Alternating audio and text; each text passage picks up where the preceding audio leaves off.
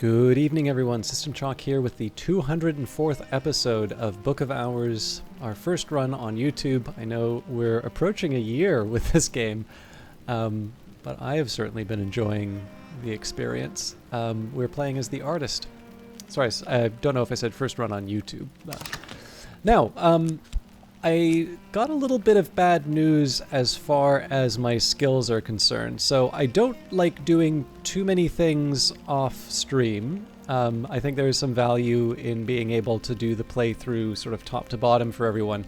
But one thing I did want to sort of work out for myself was just whether or not it was a realistic goal for me to pick or to try and do these level 9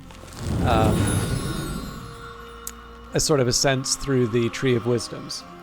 And this was actually a worthwhile little exercise for me to do, because if I take a look at something like Edict's Liminal, so that will go to Nyctodromy or Skolakosophy. But as it turns out, that is in fact the only one for Skolakosophy. And if I go to Birdsong, the highest Birdsong that I have is Weaving and Not Working. If you take a look at all of these here, so we can tell from this, if you actually take a look at all of these different skills, this is where sort of Birdsong shows its limits.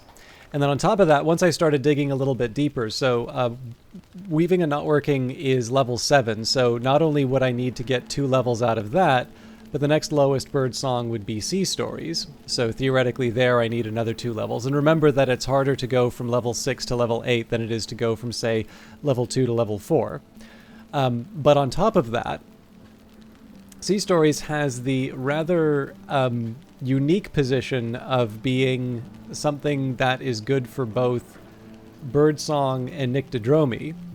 And Nyctodromy, while I do have Door and Wall, which is one of the... it's actually sort of competing, so if you recall, Edict's Liminal also had Nyctodromy, so I checked, okay, is there a replacement that I have? And I do, Door and Wall. But the catch there is that I don't have a level 7 or a level 8, and so when I take a look at the next highest, it's actually Sea Stories. So Birdsong is competing with Nyctodromy for that.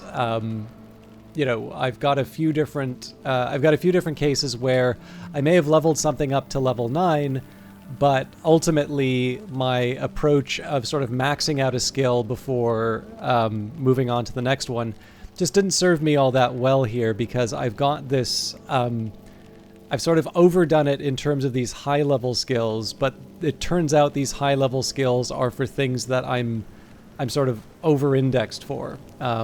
So for instance, when I take a look at level 9 skills, I believe I have 3 for Ithistry and something like 4 for Illumination.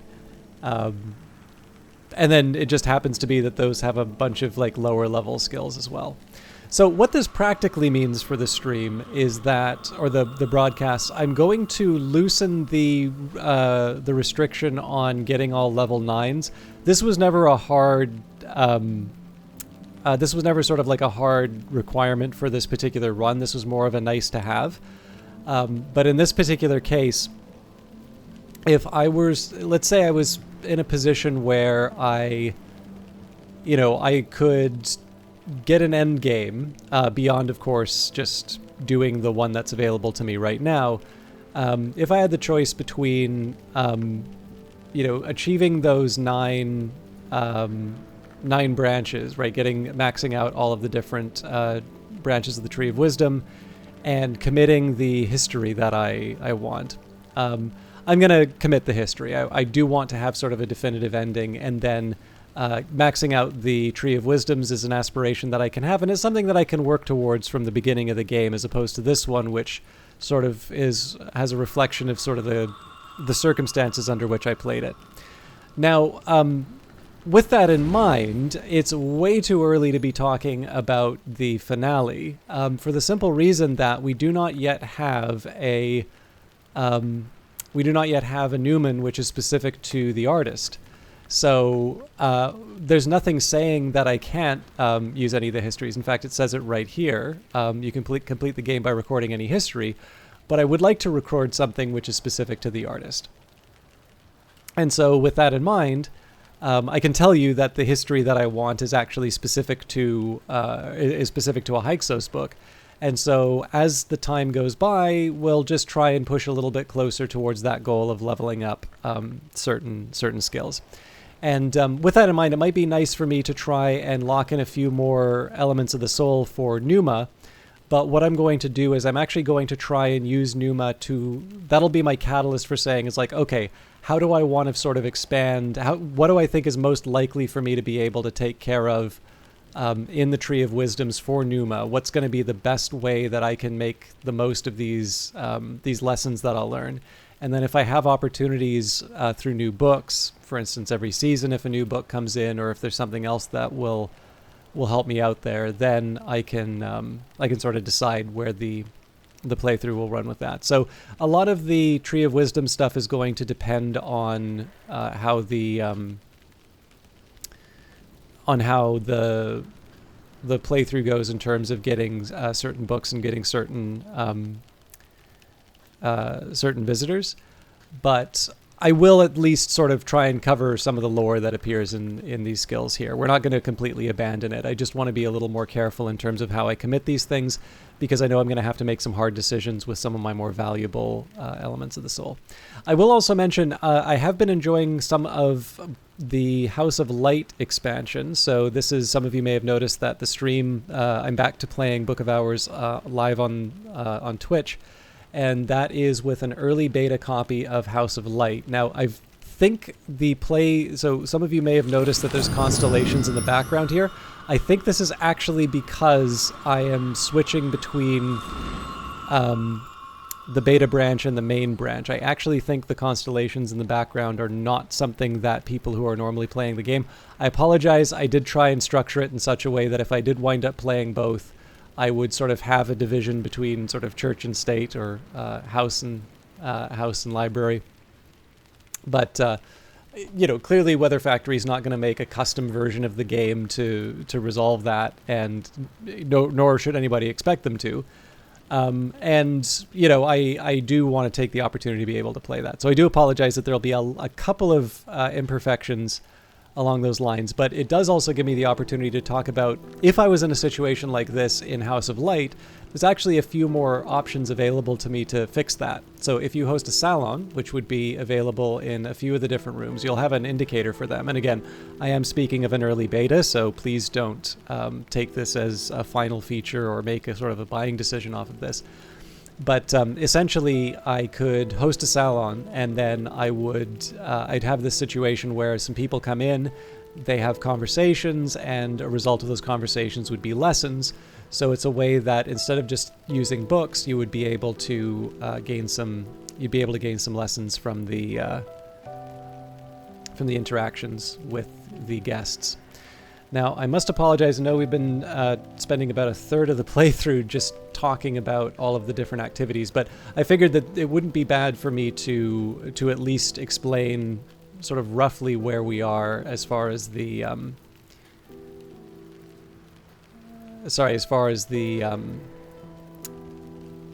reading the I wanted to try and explain roughly where we are in terms of the Tree of Wisdoms, just so that nobody was surprised. And then I had written down somewhere, I'm trying to find my note here, but I seem to remember I was making some progress on the library, and I actually don't remember which one.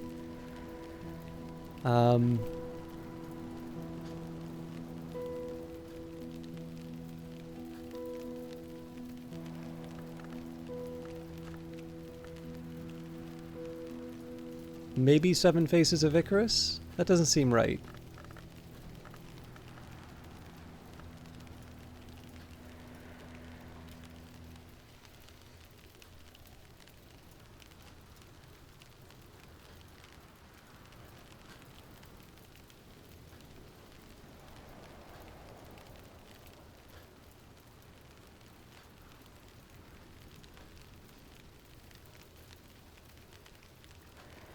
I'm sorry, I don't recall exactly which one of these I read. Now, clearly I've got some hindsight book being read. Like, it's hard to believe there's nothing being read. Oh, actually, you know what? Sorry, maybe I idiot-proofed myself, and the texts that I'm committing here are... Yeah, how much you want to bet that I tried to idiot-proof myself, and then I just succeeded in confusing me. All right, we'll run with what we've got here. We're already used up in terms of elements of the soul anyway. So what we're really waiting for here is the end of the season, because I imagine we'll have a Numa coming up fairly soon. Right, and sorry I missed the given to the sea text.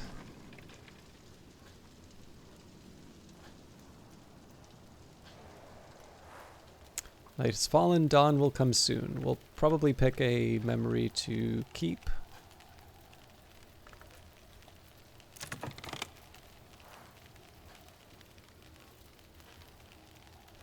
So it's really just the memory loss that we have. Okay, Nix Abilix, a grim treatise on those feasts that occur, those feasts that are not to be witnessed. The Alukites, who feasted on their children and became monsters. The dragonkinds among the Carapace Cross, who feasted on our flesh and became monsters. The Calvites, who drank of Echidna's bounty and became monsters. Marinette the Legion, so young, so hungry. All her children cannot slake her thirst. When Moth rose, another held the flaying key, but at the Grail's bidding did Marinette consume that she. Oblations in Iron, a monster hunting initiate of the hour named Colonel, who identifies herself as Little Sophia, records the exhibits she has rendered to the Worm Museum in the Mansis. Little Sophia has never visited the Worm Museum, or even the Mansis in person, and evidently has no desire to do so. She mixes ink which incorporates the remains of her prey, writes her records in that ink, and then burns them before the Colonel's altar. It is essential, however, to permit no drop of the ink thereby obtained to enter any portal of the body, even a break in the barrier of the skin. Should any fragment of the worm remain viable, it may enter thereby, and the hunt's ultimate conclusion be melancholy indeed. The 7 Shards. The Lionsmith, one of the 2 great hours of struggle, broke his sword into 7 shards. Natalia Brulot, 5th librarian of Hush House, describes the nature of each of those shards, allegorically and otherwise. The 3rd shard is then to be identified with the Cry of Pain. The Lionsmith, is a stoic hour, but we must assume that in the sundering moment, even he might have been unable to restrain his distress. Now the sound of tin under pressure we call the tin cry, a reason perhaps for the further identification of the 3rd shard as the Shard Royal. The 7th shard we call informally the Invincible Audacity, which is struck from the winning move as the winning move is struck from a memory with the application of sufficient edge. Of course we have that here. 5 Letters on Memory, Julian Cosley's epistolatory treatise on matters memorial and mnemonic, addressed to his then friend Claude Hersault, the mystic and antiquarian. The book is partly a practical manual expounding memory palace-like techniques and partly an exploration of memory rarefied modes in which sense or experience persist outside of a mortal mind. This is an early work, and by Cosley's standards it brims with optimism, even enthusiasm. If books, he suggests, are the memory that does not die, then perhaps, with sufficient endeavors, memory's murder might be contained.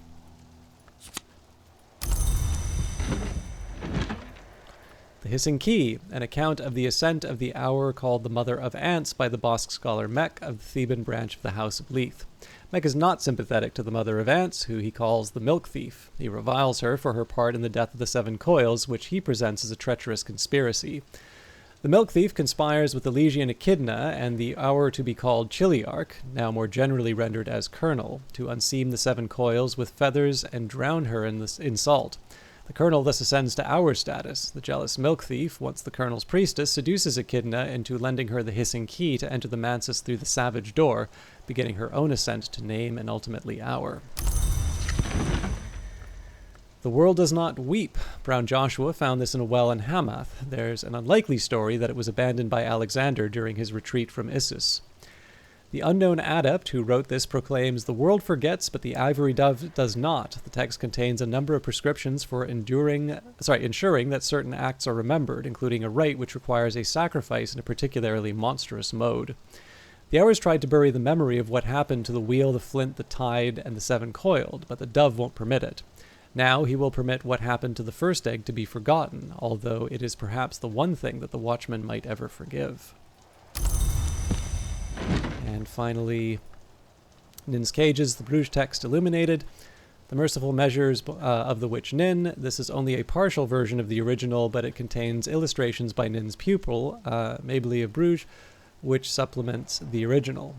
Nin's stated aim was to keep beyond the walls of sleep that business which should not trouble the world. This includes fever, madness, and delirium, as well as spirits identified as devourers and deceivers. Mabley clearly enjoyed drawing both devourers and deceivers, but was less interested in illustrating disease symptoms. Nin warns against invoking the edict's liminal or inviolable before sleep, for no matter how secure the lock may be, its key will surely open it. Mabley has helpfully illustrated this by drawing a sleepwalker clambering through an open window, about to leap into the jaws of a sea monster. The sea monster is goggle-eyed with happy anticipation.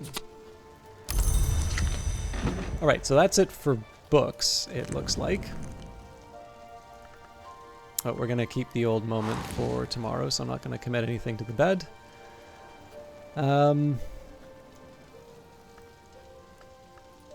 Okay, so it looks like we will be continuing on with the hindsight and then moving up to these areas here.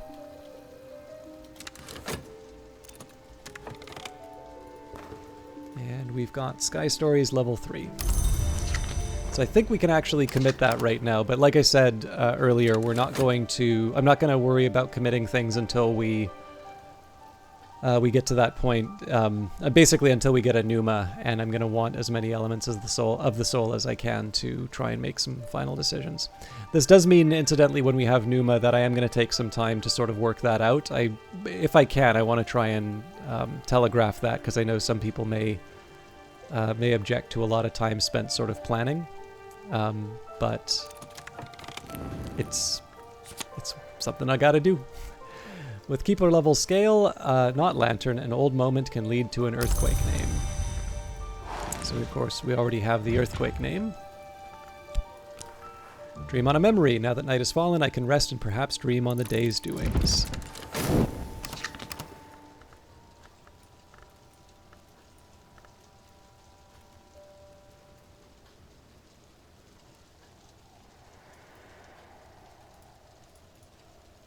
Forgot to do the laundry again.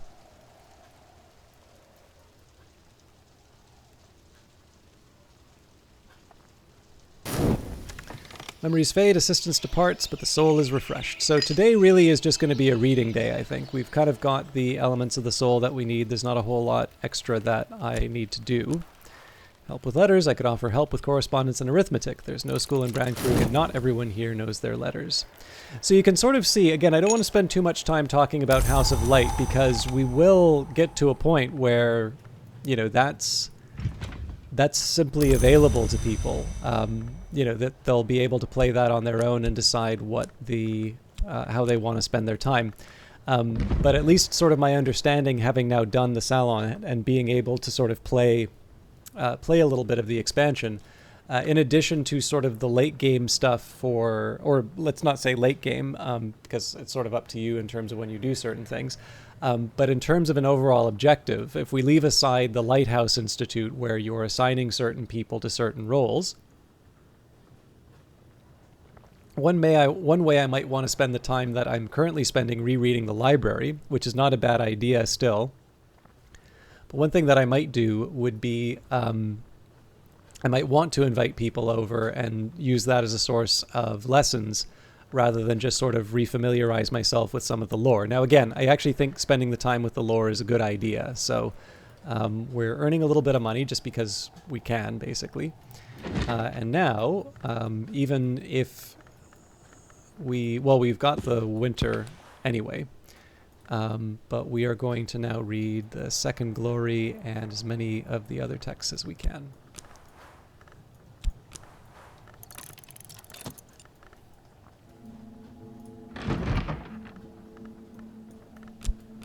I could also pick some flowers and such, but I think in this case we're going to be all hands on deck for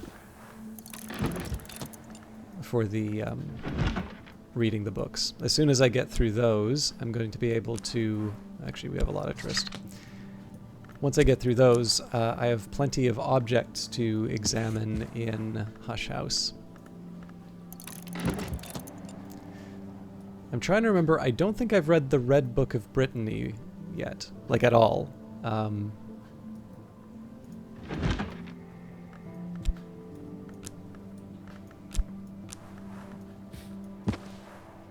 This one's Erica Payne, right? Yeah.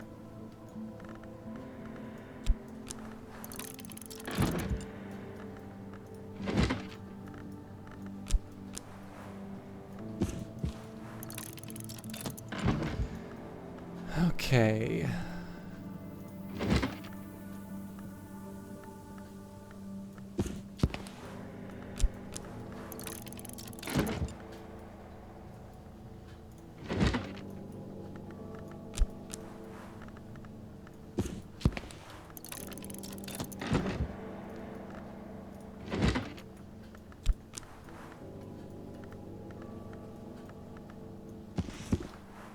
So there's a Fusine text? Yeah.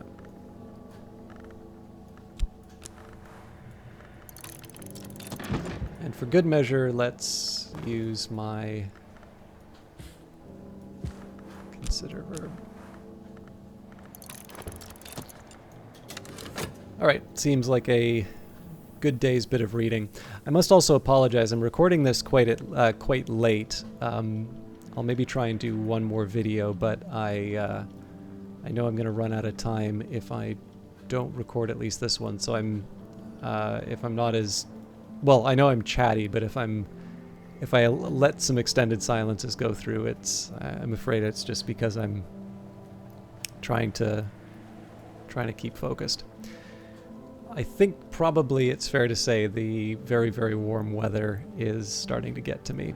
It's cooled down, it's evening now, but it's just, I notice it's very easy to sort of have everything sort of zapped out of me over the course of the day, and I was recording something else. Anyways,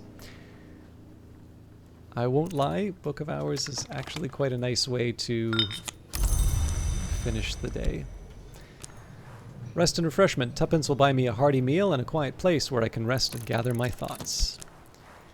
It is winter and the storms have tightened the seas. I am sitting before the fire in the sweet bones with a beef and potato pasty in one hand and a hot ale posset in the other. Okay, let's get reading. A second glory. The priest Jusei celebrates the extirpation of the gods who were stone, those hours who preceded humanity. Jusei engages in an apologia for the destruction of the hours. They were old, they were cowardly, they were vile, their time had passed, and it was the shining destiny of humankind to seize the house through glorious battle. Jusei recounts how the hour called Seven Coils was slain in battle by the Colonel, how the Grail devoured the hour called Tide, and how the egg unhatching fled like a coward. He's quite vituperative about the egg unhatching. He warns darkly against its return.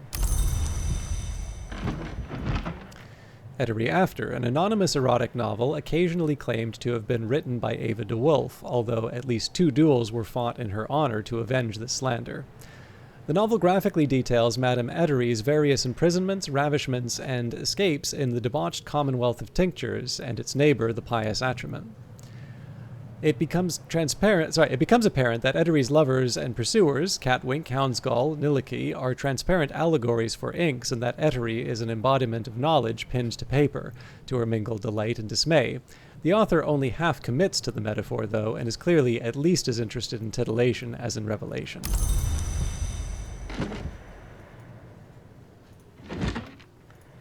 The White Book of Brittany, a volume of death lore grifted to St. Brendan's by Brian of Brittany, who was made Earl of Cornwall after the Norman conquest.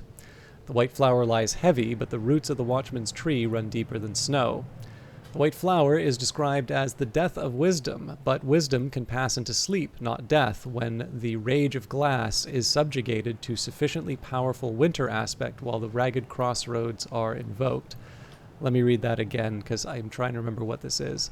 The white flower is described as the death of wisdom, but wisdom can pass into sleep, not death, when the rage of glass is subjected to sufficiently powerful winter aspect while the ragged crossroads are... are invoked. So let's just maybe take Ragged Crossroads and see what that does.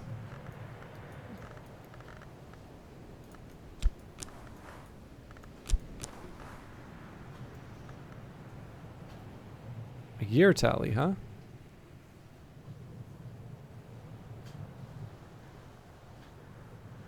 I'm not sure that fully explains the glass, though. So, I was reflecting on the fact that the sorry, I'm just taking in again. This is not the this is not the state for me to be thinking on this. So, I was trying to remember what other edge things I could do in this case. So I'm trying to think what the glass would be, and it is fair to say that not every skill has exactly, you know, winter in it. So like Ragged Crossroads could also just have 2 winters, or it could have something else. It could not actually have a an edge component.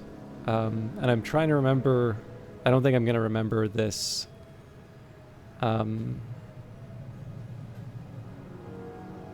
I think I'm going to remember this from my spreadsheet. Like, I'm sure I could look it up, but I've been trying not to do that, so...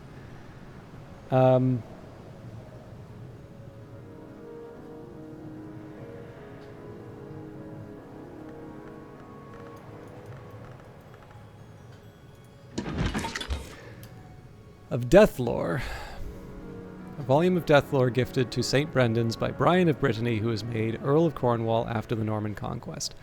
The white flower lies heavy, but the roots of the watchman's tree run deeper than snow. The white flower is described as the death of wisdom, but wisdom can pass into sleep, not death, when the rage of glass is subjected to sufficiently powerful winter aspect, while the Ragged Crossroads arts are invoked.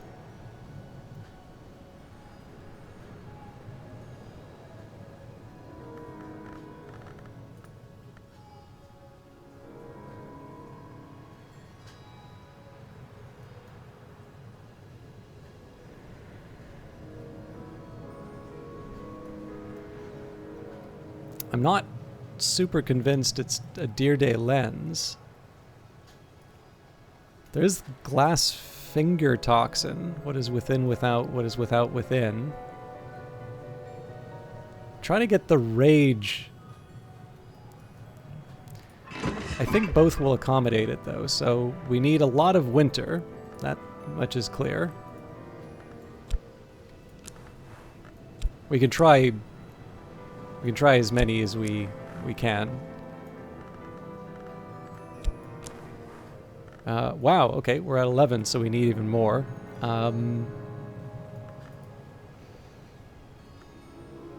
So the Essential Periost will give me what I need for the 15. So I don't think we can add the Deer Day lens. Yeah, so we can really only add the liquid, so really we only get... Okay, never mind, I don't even need to think about it anymore. Okay, so we have a new recipe for Nillikan.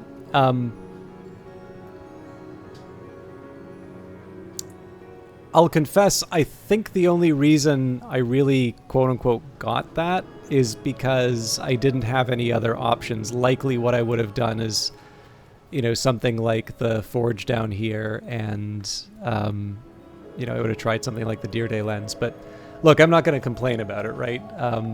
This is not a terrible way. If you feel like you're onto something, it's not terrible to just lock in like 15 of your aspect, and then you can just put whatever in. But yeah, I'll confess, I'm not entirely sure I got this clue. I think I just got lucky that I'm like, okay, glass matches glass. I'll take it though, so. Nin's Cage is the Avignon text, the merciful measures of the witch Nin. Nin's stated aim was to keep beyond the walls of sleep that business which should not trouble the world. This includes fever, madness, and delirium, as well as spirits identified as devourers and deceivers. Nin warns against cutting hair, cracking mirrors, spilling blood, or invoking the edicts liminal or inviolable before sleep, for no matter how secure a lock may be, its key will surely open it. So there was a little bit that was required to get the stone, but we definitely got the puzzle there. That was the inscribed stone was the trick to that. Okay, an introduction to the histories. The 17th century mystic and antiquarian Claude Hersault describes divergent incidents in 5 major histories. The prologue warns at length of the iniquities of one Julian Coseley, a former colleague who Hersault now regards darkly as a worm of worms. It seems Coseley advised Hersault early in the writing of the book, but Hersault later became suspicious. Hersault identifies blood, silver, design, and the worms as the central axes of each of the histories and claims the so-called second history is the true one.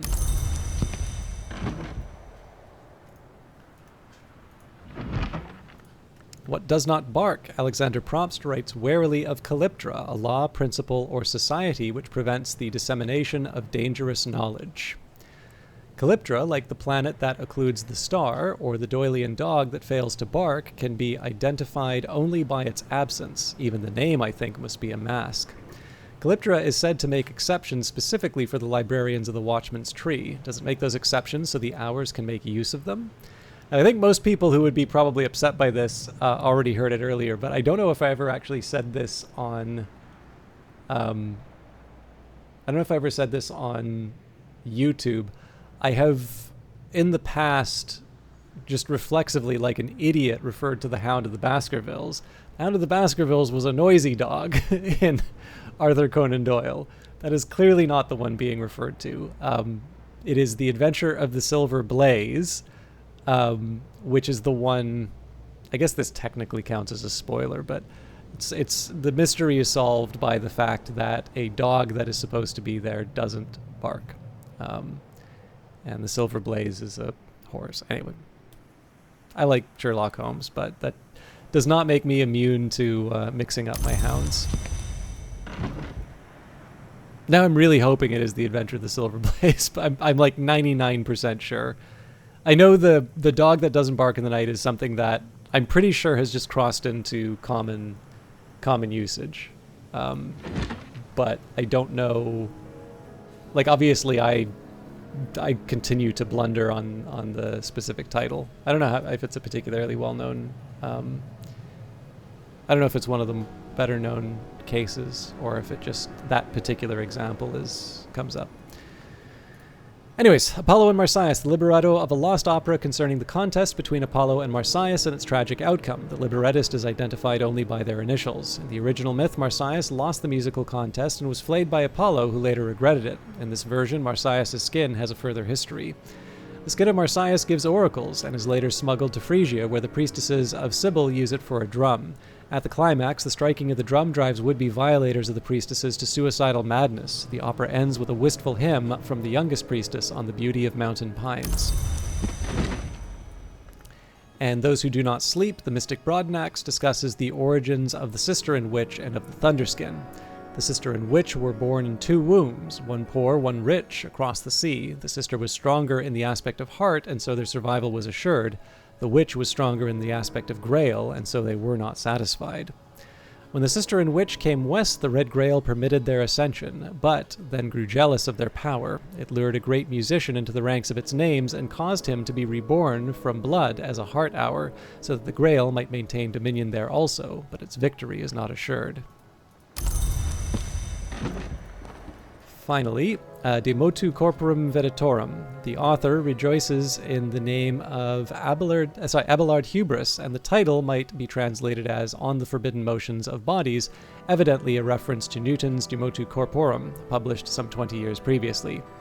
Hubris' thesis that stars, planets, and other bodies are the proxies or even essences of the hours, and that conjunctions and occlusions reveal the outcome of hour intrigues in the Mansus. Hubris declares that the Great Comet of 1577 was the physical embodiment of the hour named Madrigad, that it disintegrated, but its fragments gravitate to bone marrow, where they can be located even now. He insists that Ouranoscopic techniques can be used with essential periost and sufficient sky to create a talisman gentrifugic. Now, I think we've actually done that one. That's definitely one of the clearer instructions.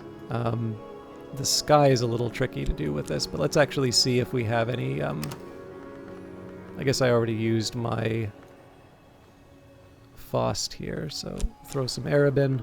Holy hell! I left quite a bit undone there.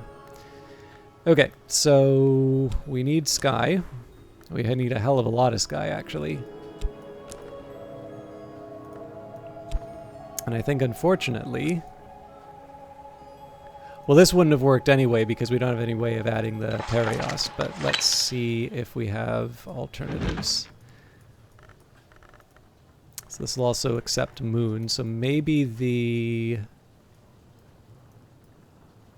Well, the problem here is that the sky may be a little difficult to come by. Okay, we can add the wind and waiting. But this is the remain slot. Well, let's see if we can make some use of this.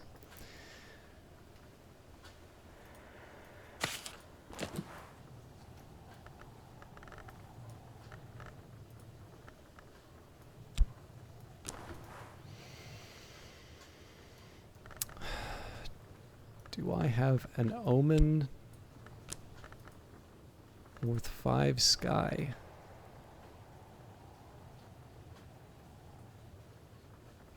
I don't think I have anything worth 5 sky.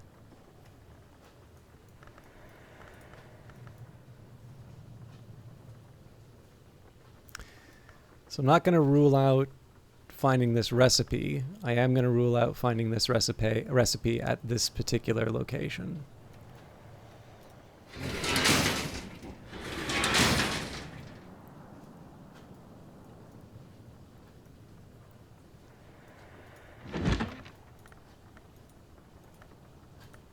This doesn't like memories.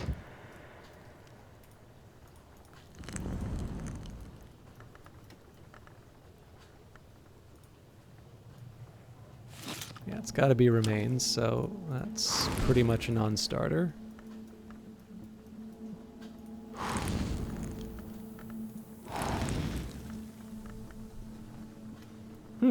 Trickier than I thought.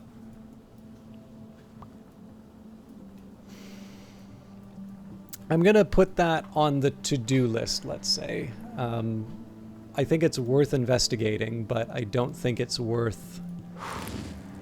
I don't think it's worth drawing out the broadcast any longer for... Maybe something down below here.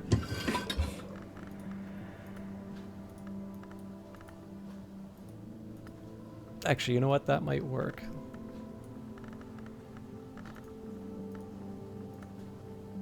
No, it's still the same omen problem.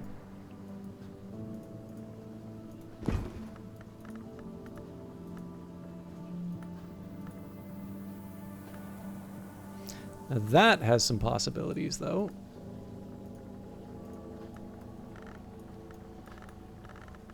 Never mind. The catacombs saves the day.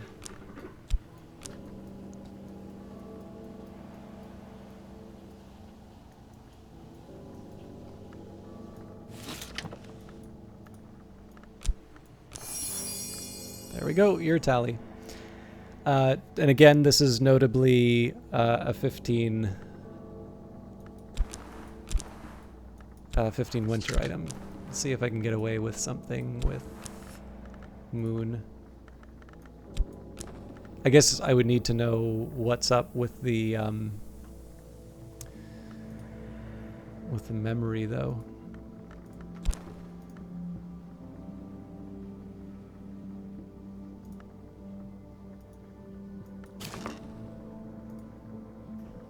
I mean, I can add another omen, but like it's not a question of maybe it's a liquid thing?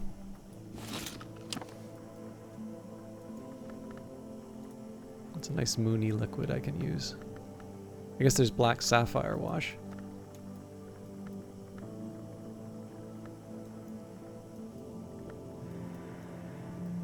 Somewhere here.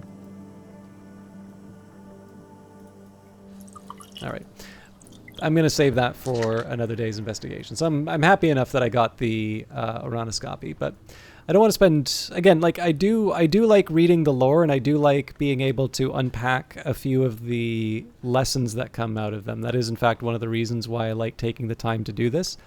But I don't want...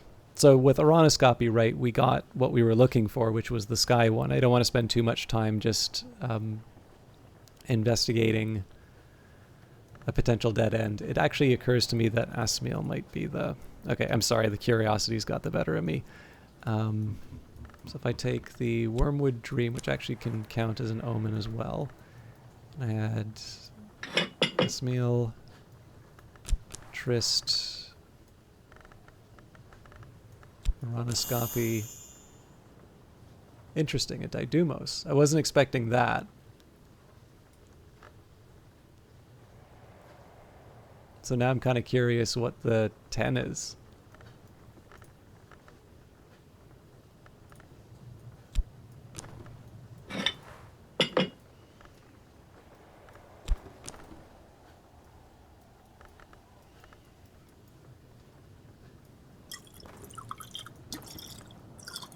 So it's not a liquid, it's not a pigment.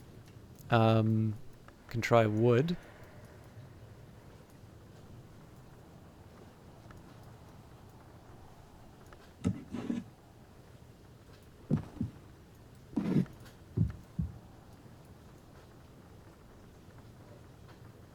Yeah, I've got more than I was originally looking for. Oh, plant is the other one I haven't tried, but I got more than I wanted, and I'm 10 minutes over, so let's just leave it there.